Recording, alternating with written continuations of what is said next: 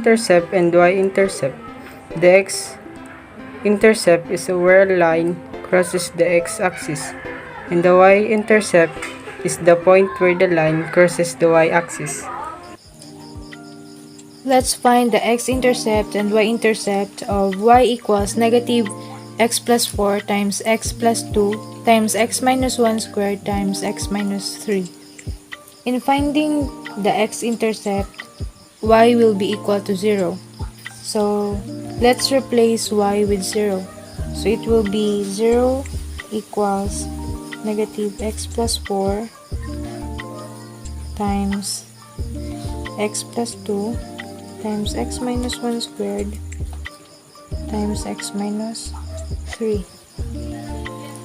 Now, to find the x-intercepts, we will apply the zero product property. So, it will be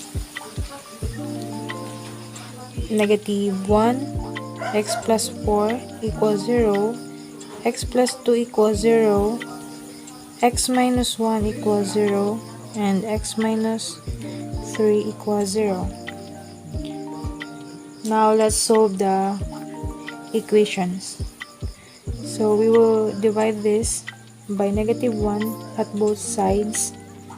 So, it will be x plus 4 equals 0. X equals negative 4 divided by negative 2. X equals negative 2. X equals 1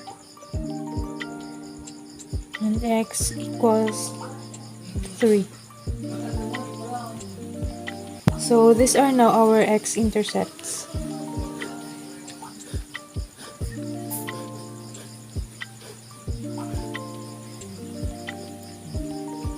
There is a couple different ways we can label this.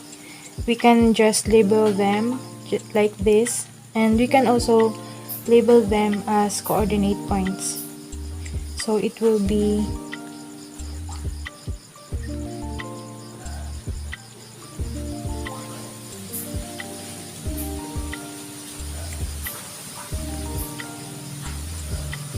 and we can also write them as zeros.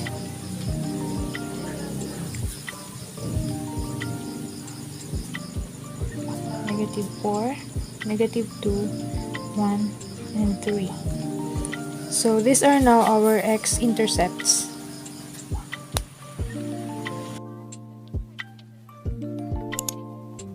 Now let's find the y-intercept. In finding y-intercept, x will be equal to 0. So let's replace x with 0.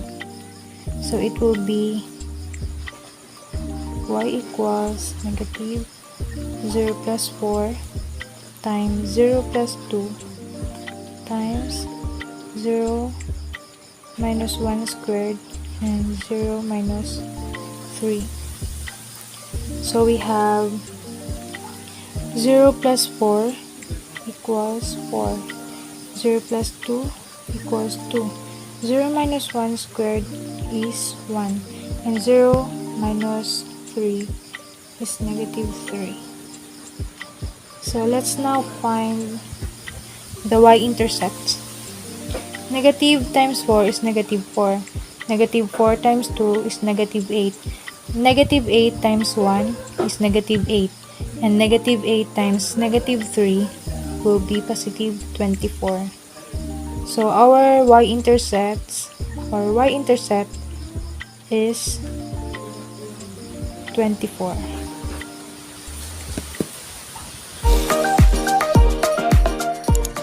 Multiplicity of roots or zeros tells how many times a particular number is a root or zero of a given polynomial. If odd number, it crosses the x-axis, means that the graph changes from positive to negative or vice versa.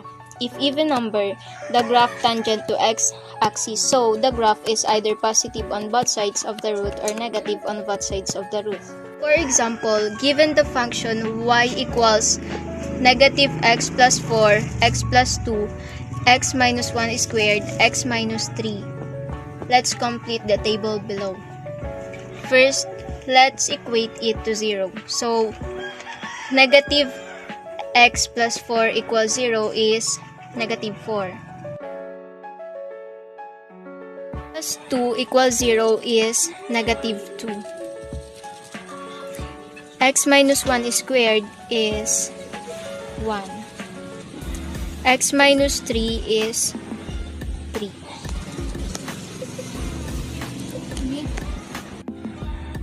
Since the root of negative 4 is 1, the characteristics of multiplicity is add. Then, the graph crosses the x-axis.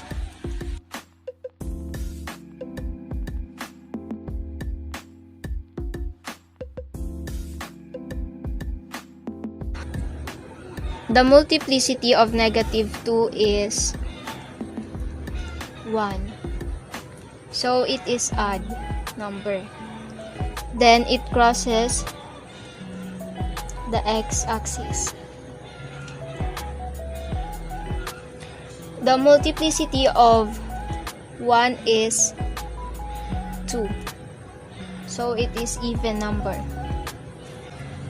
Then, the graph is tangent to x-axis.